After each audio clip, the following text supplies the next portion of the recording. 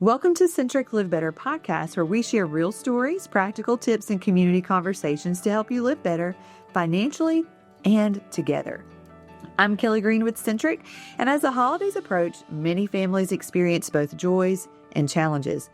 That's why today we're highlighting an organization that embodies the spirit of hope and support, the Center for Children and Families. Joining us is Liz Gaught, the Public Relations and Marketing Manager at the Center for Children and Families. She's here to share how their team is making a difference of hope for children and families during the Christmas season and throughout the year. Well, good morning, Liz. Thanks so much for joining us. Thank you. Yeah, we're super excited to have you with us. So for our Live Better podcast, this is great. We always love to bring in community partners who are making major change in our communities. And so just for our listeners, tell us a little bit about yourself and Center for Children and Families. Yeah, well, we're big fans of Centric, so I'm very excited to be here. The Center for Children and Families is a nonprofit in this local region, but we actually serve 48 parishes in Louisiana, both in North and South Central, and then 7 counties in Central Mississippi. And so we are all over, but our main mission is just to promote safe, healthy environments through advocacy, counseling, education, and prevention. We show up with our families. We really want to instill hope in their situations because some of them are coming from just really dire situations, children that are really seeking stability. And so the center has been here for over 25 years, providing hope to families in our community. I love it. Hope, when we're talking about your website, standforhope.org, I love that because it really speaks to the mission of what you guys stand for and your values of serving and being that hope to those children and families who are in need. I love that. So, you guys provide vital support year round. And so let's talk about your programs that help strengthen families kind of beyond the holiday season. Absolutely. So a lot of people are very familiar with CASA, Court Appointed Special Advocates. So that is our kind of flagship program. That's what the center really started as back in 1999. From there, we really just saw a need. And so where we saw a need, we expanded to meet the need. And so we have the Children's Advocacy Center that sees victims of physical, sexual abuse, human trafficking. Kids get to come into the center and share their story one time. We record that so that way it doesn't have to get retold to every investigator. A lot of the Children's Advocacy Center provides education to our community. They'll go and do trainings about awareness, prevention, so that way we can try to stop further abuse in our community. We provide counseling services to children and their families. We see 0 to 18. We can do a lot of that in the home. So a lot of times we are going into the homes of places that other places won't go. Wow. So we're going to them. We're seeing kind of real life being lived out and stepping in place where we can really identify the need, but also the strengths and the resources that they have that maybe they don't even know that they have. What else? I'm like medication management. We have kids that have different kind of mental behavioral health issues that maybe medication is a need. So we recently opened the Hope Center in West Monroe. And so we've been seeing kids with medication, with counseling out of that clinic. So that's kind of opened up a whole new realm of not only are we going in the home, but we have families coming to us as well. Wow. So not only do you see a need, you say something, but you become that solution. And that is really amazing that you guys have expanded over the past 25 years, and you just shared a few different areas of where not only just expanded here locally, but moved on into Mississippi. You guys are very actionable, and you speak out your values of serving and being that hope. It's some of the things that we maybe every day don't really know that kids are battling or families are going through. Absolutely. I love that you guys always come through and you have a solution and you create those opportunities, whether it's in the home or like the addition of these new centers. It's just fantastic. So I appreciate you walking this through. So, the holidays are a real special time, but they can also be added stress for families. So kind of tell us, how are you guys bringing hope and joy to families this Christmas season? Christmas is my favorite time.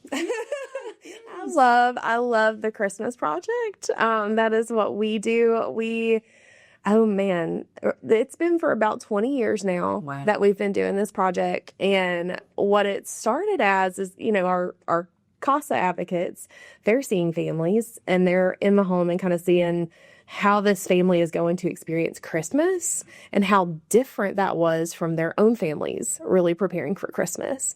And so together we were like, we want to do something to help these families. And so it started really small. We had a donation of like 50 soccer balls to help make these kids' Christmas like a little something special. And it has just grown into, we pull in the community members. We have businesses, individuals, groups come together and say, hey, we want to be part of making a child's Christmas extra special. And so through the Christmas project, we're able to provide new clothing and new toys to kids to open on Christmas morning that they really might not have otherwise. Oh, I love that.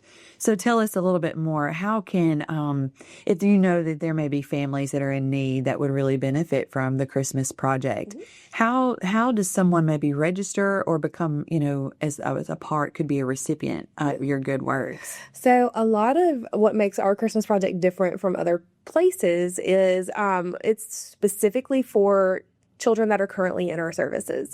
So they are already involved with one of the programs at the center. We're actually seeing them on a regular basis throughout the year. So it's not just at Christmas time. Like, we're already in the homes and established relationship with them.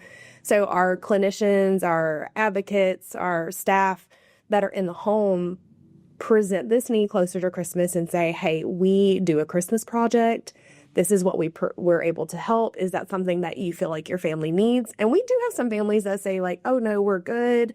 Sure. And then we have other families that are like, this is a miracle. And this is an answer to prayer because my kids, I don't know how they were going to have Christmas otherwise. Mm-hmm. And so not only are we established in relationship, we're seeing them face to face. So we can 100% guarantee that every gift we get in is going to go to that child. Oh, wow. And so that's the main difference there is like we're so established already. And after Christmas, we're going to continue to see them. Yes. Like we're still involved in that family even after the holidays. Oh my gosh, that's so wonderful. So if any of our listeners are wanting to contribute, what are some ways that they might be able to contribute to the Christmas project? Absolutely. So we've got 3 different ways actually. So every child completes a wish list. So it has their clothing sizes, it has their gift ideas that they might like, even like a little about me. My favorite colors, pink. I really like Spider-Man. It helps it kind of make it a little bit more personal. So I have a wish list. So an individual, a family, a group, your church, your business, civic group, whatever, can request a wish list. I send it to you. You shop, because that's the funnest thing. All right. You shop, and then you bring it back to our office in December, and then we'll deliver it to the families. Love that. Businesses or churches or groups can be collection sites. Perfect. So Centric has been a big one in the past of collecting toys and gifts items for us. So that really helps us with kids we get last minute because, we're constantly adding kids to our caseload. So in December, closer to Christmas, we have some extra gifts we can pull from. We also get monetary donations from the community. And so they can do that on our website, standforhope.org.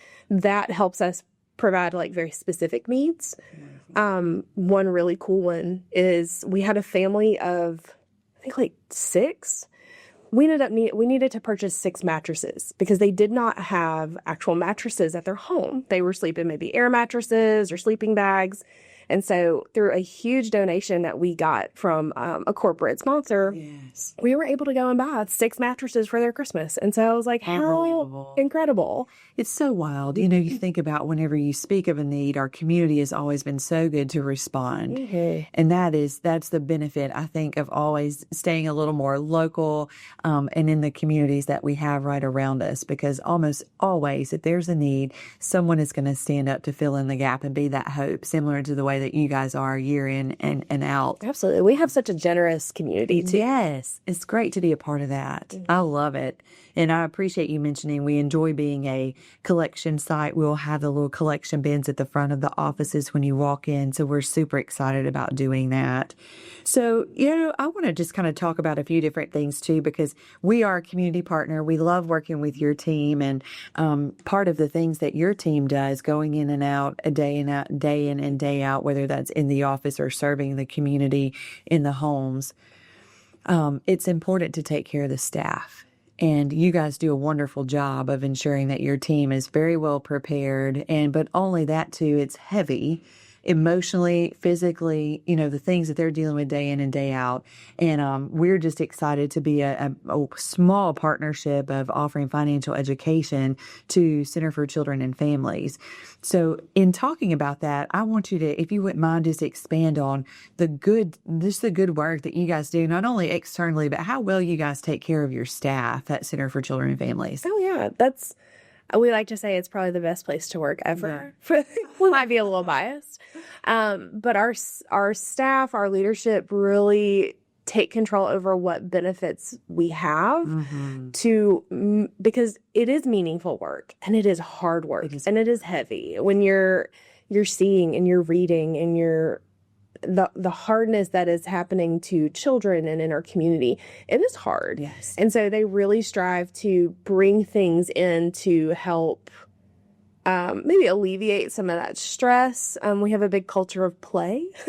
We have some departments that really like to do puzzles. So you might see a puzzle on the table that, you can kind of take a mental break, go do a few pieces of the puzzle, and then you can kind of get back into the work.